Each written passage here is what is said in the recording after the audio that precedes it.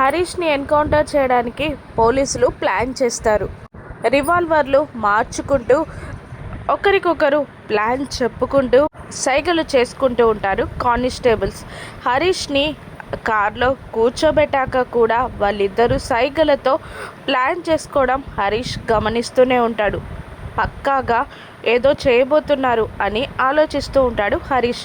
ఇంతలోనే వాళ్ళ చేతుల్లో రివాల్వర్స్ మారడం చూసి ఎన్కౌంటర్ చేయబోతున్నారని కన్ఫర్మేషన్ చేసేసుకుంటాడు హరీష్.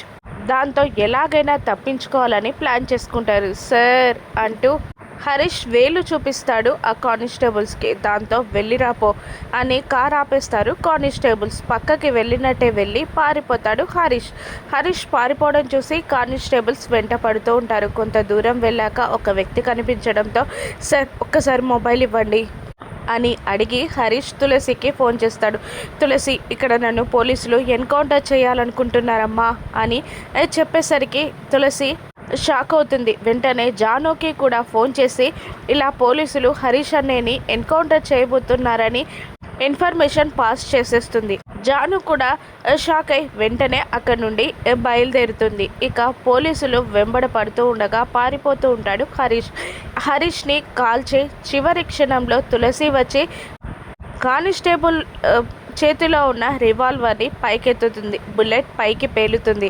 దాంతో కానిస్టేబుల్ కోపంగా తులసి చెంప పగలగొడతాడు. ఇక తులసిని కానిస్టేబుల్ కొట్టబోతుండగా అప్పుడే వచ్చిన జాను వాళ్ళపై విరుచుకుపడుతుంది. అంతే, ఇక తులసి కూడా రెచ్చిపొడుతుంది.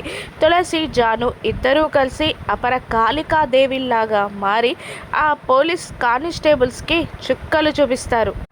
ఆ కానిస్టేబుల్స్ అందరినీ చితకబాది హరీష్ని కాపాడేస్తారు జాను, లక్ష్మి. వాళ్ళందరూ పారిపోయాక హరీష్ ఈ లోకంలో ఎక్కడైనా అన్నయ్య చెల్లెల్ని కాపాడతారు, కానీ ఈ అన్నయ్యని ఈ చెల్లెళ్ళు కాపాడారు.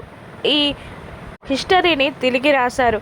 అన్నయ్య చెల్లెల్ని కాపాడాల్సింది చెల్లెళ్ళే అన్నయ్యని కాపాడారు అని అంటూ ప్రేమగా వాళ్ళిద్దరిని దగ్గరికి తీసుకుంటాడు హరీష్ మళ్ళీ జైలుకు వెళ్తాడా? రానున్న ఎపిసోడ్స్లో చూద్దాం. Thank you for watching.